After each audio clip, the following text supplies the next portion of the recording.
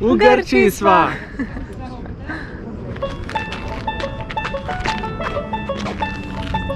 Tako naj jo je supnilo močno grško sonce na strehi najinega bloka, odkoder sva imela krasen pogled na Akropolo.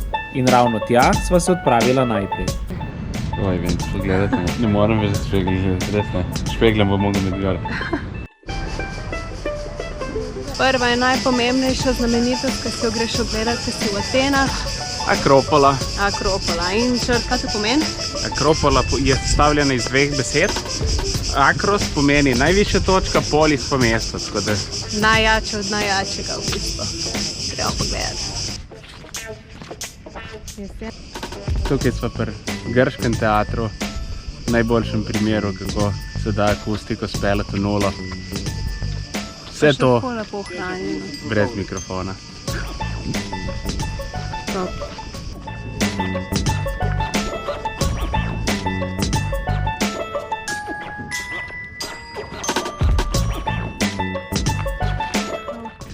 Grki so pravi mojstri arhitekturne kompozicije. Partenon je primer tega, postavljen je malenkostno vzven, da izpade bolj mogoče.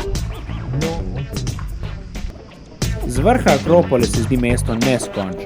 Atene imajo sicer dobrih 650 tisoč prebivalcev, urbano območje pa več kot 3 milijone.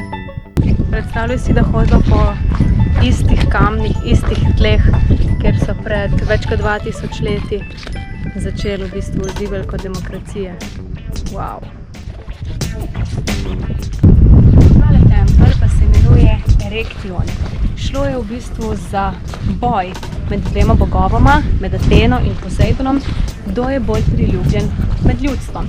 In bog Pozejdon je ljudstvu zrihtal, recimo temu, sol iz morja, boginja Atena pa oljko, ki nam dan danes tukaj ne stoji. In uganete, kdo je zmagal? Atena.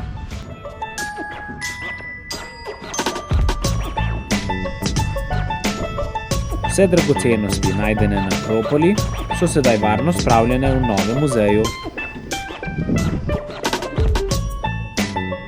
V Grčiji se vedno dobro je.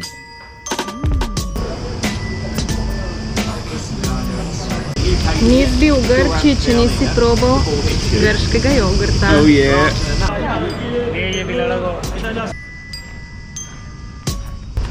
Kje smo zdaj?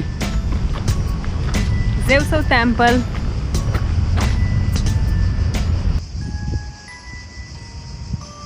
Ej, črt, kaj je fora tistih vrat?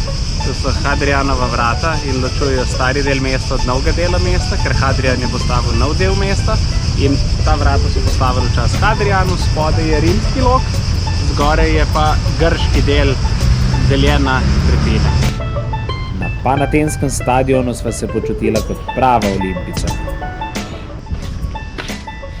Menda tale stadion sprejme 60 tisoč gledalcev.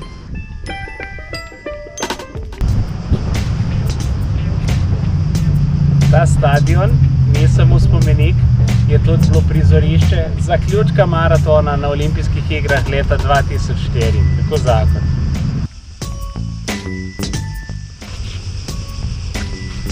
Atene pa niso olimpijsko mesto samo zaradi olimpijskih iger leta 2004, ampak ker je bilo tukaj leta 1896, tukaj so bile prve moderne olimpijske igre.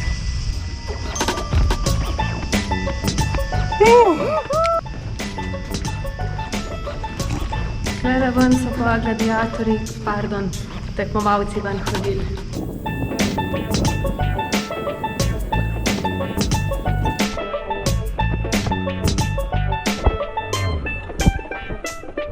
Treba je biti športnik in trenutno tečemo po olimpijskem krogu, ki je dolg antičnih 185 metrov. Odličen prostor za atenski sončni zahod pa je hrib Likabetus. Do tam se lahko povzpnete peš ali pa zapeljete z vzpenjačo. Evo, zdaj smo na trgu Sintagma in gremo gledat menjavo straže pred parlament.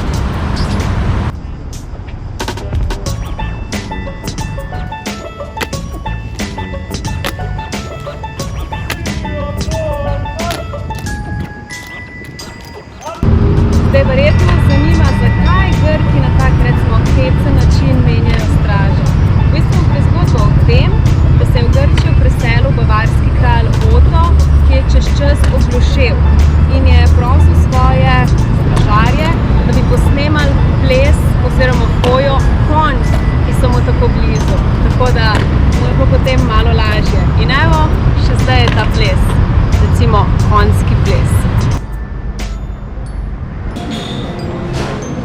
Ugotavljamo, da se sprehajava po ful lepi soseski, ampak kje je ves folk, ne? Vsaka atenska ulica skriva svojo zgodbo. Praktično za vsakim vogalom pa lahko najdete tudi kaj dobrega za pozor.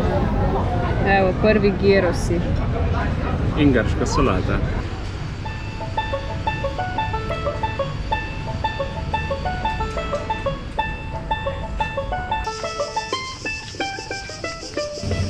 Jaz predlagam, da greva najprej do templja Hefastaisosa. Zdaj smo na trgu oziroma starodavni agori in najbolj markanten del tega je bila prav tale stavba.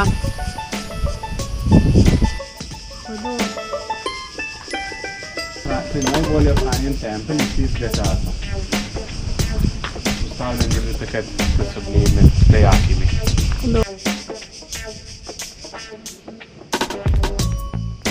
Tole je bil pa nekdanji pokrit trg iz tam nekje 160 let pred našim štetjem.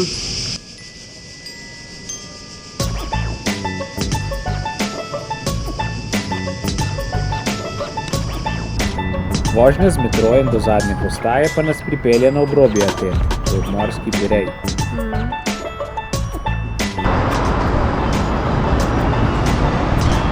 Črt, kam si naj zdaj pripeljal? Zdaj smo na jugu Aten, to je Stavros Niarchos Cultural Center in trenutno smo v 8. štuku. Tukaj smo spili eno pijačo, imamo 360 razgled, zelene strehe in vidimo cele Atene. Pa to je drugač naredil Renzo Piano, če se pozabo reči. Renzo Piano je tako.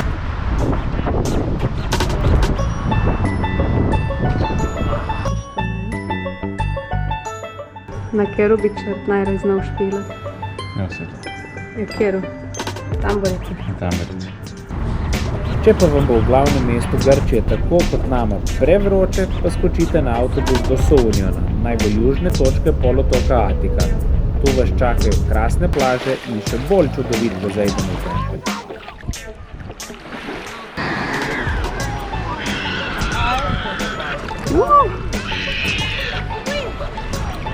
Tam 25. Fino.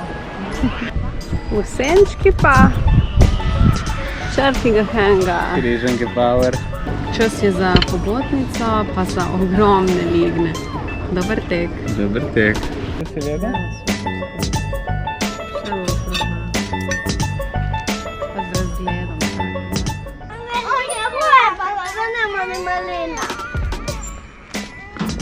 Kako lepo. Zdaj sem pa v bistvu pri Pozeidonovem templju. Čisto v bistvu že na jugu Aten, 2 uri stran z busom ali pa 60 km. In zdaj bomo počakali sončni zahod.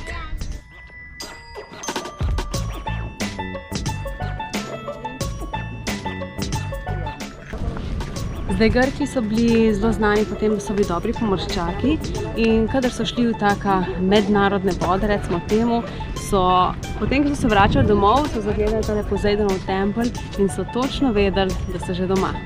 Pozeidonov tempelj je bil pa tudi inspiracija za mnoge pesnike, predvsem za Lorda Byrona, ki je tukaj preživel kar nekaj svojega časa in tempelj omenil v nekih vrsticah in pol je kriminalc vgraviral svoje ime v en steber in pa so sledili temu še drugi kriminalci. Manj znani pesniki, recimo temu. In ostane nam le še pogled na nepozaben sončni zahod.